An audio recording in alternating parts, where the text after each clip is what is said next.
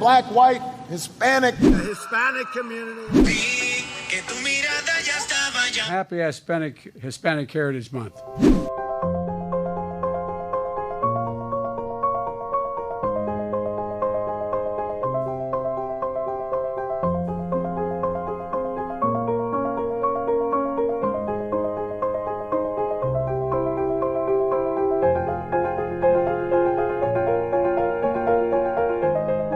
There's not one unique quality that means that a person identifies as Hispanic. At first, Hispanic was a term that was used irrespective of race. It was understood to be an ethnic marker that whitewashed ethnic and racial differences by privileging a Spanish heritage as opposed to an Afro-diasporic heritage or an indigenous heritage.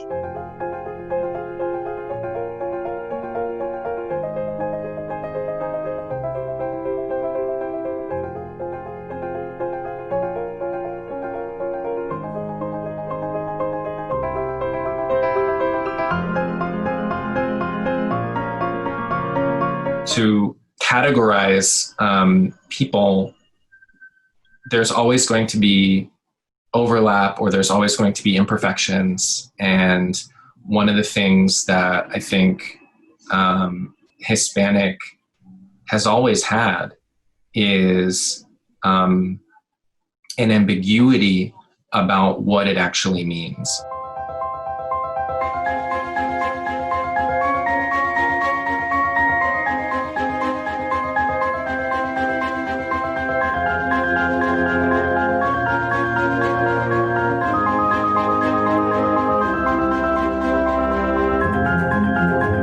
Hispanic was a term that was meant to include people who had a cultural connection to Spain and Spanish colonization. It was useful to people from Latin America who were at the time residing in the United States to combine some of their resources, some of their interests as a way of addressing some of the social and economic inequalities that were the product of systemic racism, the exploitation of labor practices, lack of housing, etc. That erased the experiences of racialized Latino communities, so Afro-diasporic and indigenous peoples.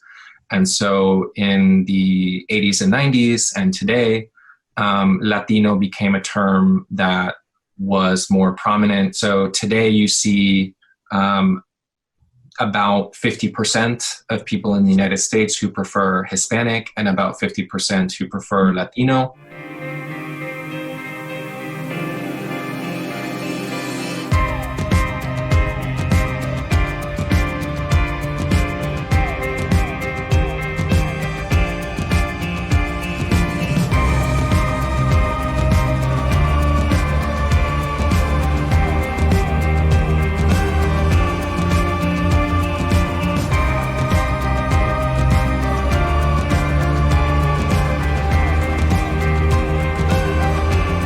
Rosalia is Spanish, so she could be Hispanic, but she's not Latina because she doesn't have the experience, the cultural experience of being from Latin America. She doesn't have the experience of institutional racism, structural racism that so many Latinx and other people of color experience. If you are white, then your ancestry is imagined to be European. Okay. But if you are Hispanic, then that's indicating that your ancestry comes from the Spanish-speaking world through Spanish colonization. Spanish people are not Latino in the sense that